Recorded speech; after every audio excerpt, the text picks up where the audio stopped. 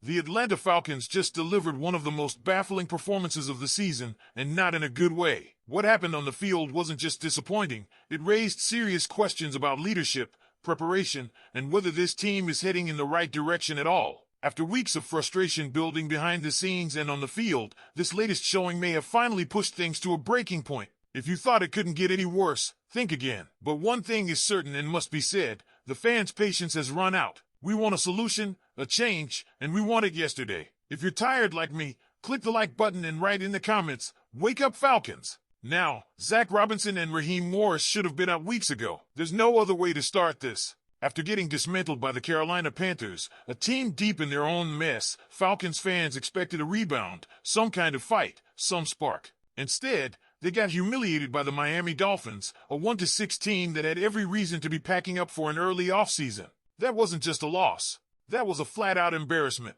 a disgrace to the Falcons brand. And the worst part? Head coach Raheem Morris admitted post-game that the team wasn't prepared. You weren't prepared for a Dolphins team that was a national punchline just days earlier? That statement alone should have triggered a firing before the team even made it to the tunnel. Let's be real, there's no way to justify this. Falcons fans have been patient. They've endured collapse after collapse, head-scratching play calls, and a carousel of coordinators and quarterbacks. But this was another level. Morris's admission of unpreparedness isn't just damning, it's unforgivable at the NFL level.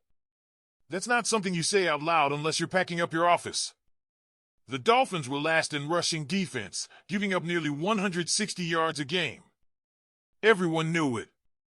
You knew it. The league knew it. And yet, the Falcons mustered just 213 total yards and a pitiful 4.3 yards per play. On the ground, 17 carries for 45 yards between Bijan Robinson and Tyler Allgeier. Let that sink in. Two of the most dynamic backs in the NFC South, if not the NFL, and they looked like practice squad call-ups. That's not on them. That's on coaching.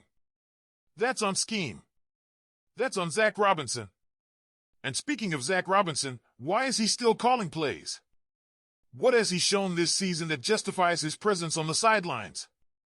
This is an offense with Drake London, when healthy, Kyle Pitts, Bijan Robinson, and even if Michael Penix Jr. is still getting his bearings, there's enough talent here to do better than what we've seen. Instead, what we get is a playbook that feels like it was pulled off Madden 06. Predictable, stale, and devoid of creativity. Even the broadcasters knew what was coming. When Allgeier lined up in the pistol on 3rd and 1, they called it live. This is a run. And it was. Straight into a wall. The frustration isn't just about the losses. It's about the feeling that this coaching staff is wasting the potential of this roster. Bijan Robinson was drafted to be a game changer, but how many times has he been pulled in key moments for reasons no one can understand? He's not injured. He's not gassed. He's just not on the field when it matters. And when asked about the team's inconsistency, he didn't hide his feelings. This is my 3rd year. I don't want to keep saying we played low on Sunday and high on another Sunday. Consistency has been the biggest thing for us as a team, and that's what needs to be preached. That's a direct quote. That's not just frustration. That's a warning shot. Players like Bijan don't stay quiet forever. Saquon Barkley gave the Giants warning signs. Then he left. If this franchise doesn't make changes soon, Bijan will follow the same path. What makes all of this more painful is how familiar it feels. It's the same cycle every year. The brief glimpses of hope, followed by collapses and chaos. Even national voices are catching on. Colin Cowherd said it best, there's always a 50-50 chance the Falcons will shock you, for better or worse. And lately, it's all been worse. But Falcons fans? They aren't shocked. They've seen this movie 100 times. They know how it ends. We're 8 weeks into the season, and the Falcons just tied their worst offensive output since 2008 with only 11 first downs. They converted just 18.2% of their third down attempts. That's not just bad.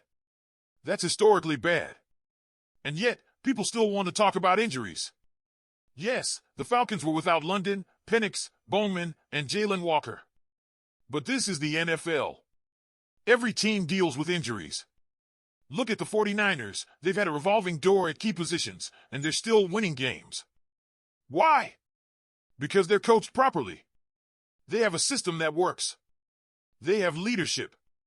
If Raheem Morris's excuse is that the team wasn't ready, and Zach Robinson's offense is as unimaginative as it's ever been, then what exactly are we doing here?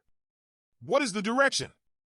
Because right now, it looks like this coaching staff is trying to navigate the season with a blindfold on. And the worst part? They're dragging a talented roster down with them. If nothing changes, the next 2 games are going to be ugly. The Falcons face the Patriots, one of the hottest teams in the NFL, and then the Colts, who are playing like legit Super Bowl contenders. If the Falcons show up like they did against the Dolphins, we're not just talking about losses, we're talking about blowouts. Season-derailing blowouts. And look, I get it. Some fans are going to call this overreaction. They'll say, wait until everyone's healthy. Or, give the coaches time. But time's up. The fan base is fed up. There's a reason the Fire Raheem and Zach petition is gaining traction. This isn't about one bad game. This is about a pattern. A culture. A direction that's pointing nowhere. And unless Arthur Blank is blind to what's happening on the field, he has to make a move soon. There's no justification for keeping this staff intact beyond Germany. So now the question that really matters, should the Falcons fire a coach this week? Doesn't matter who, Morris, Robinson, both. Do you think one of them needs to go right now? Let me know what you think. Because if they don't, if they sit on their hands and wait for another embarrassment overseas against the Colts, then what message are they sending? That mediocrity is acceptable? That this fan base, which has stood by 3 years of heartbreak, should just keep swallowing failure without accountability? Falcons fans deserve better. The players deserve better. And quite frankly, Arthur Blank in the front office should be embarrassed. Because if the leadership can't even acknowledge that this team is heading nowhere fast under the current regime, then we have a bigger problem than just bad play calling. Let's be honest, Zach Robinson doesn't just lack imagination. He's actively hurting the development of key offensive pieces. Every game Bijan is underutilized, every red zone drive that ends in confusion, every third down play that's broadcasted to the defense before the ball is snapped, it's all wasted opportunity. Not just for wins, but for building something sustainable.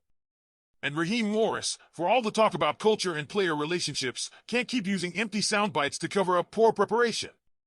We weren't ready should have been followed by a resignation letter. What's next? More stubborn commitment to a broken scheme? More locker room frustration leaking out into the media? Because you can already see it happening. The players aren't just frustrated with losing. They're frustrated with not being put in position to succeed. The clock is ticking. This isn't just about the 2025 season anymore. It's about the next 5 years of this franchise. You lose guys like Bijan or alienate key pieces like Pitts and London, and you're starting over again. This team has the talent. It has the foundation. What it doesn't have is the right leadership guiding it. And the longer this front office waits to act, the more damage gets done, not just in the standings, but in the culture of the locker room and the trust of this fan base. So here's the final word. You've seen the performances. You've heard the excuses. If something doesn't change now, it's not going to change later. If Raheem and Zach survive Germany without results, what does that say about this organization's commitment to winning? Don't forget to click the like button and subscribe to the channel for more news. Go Falcons!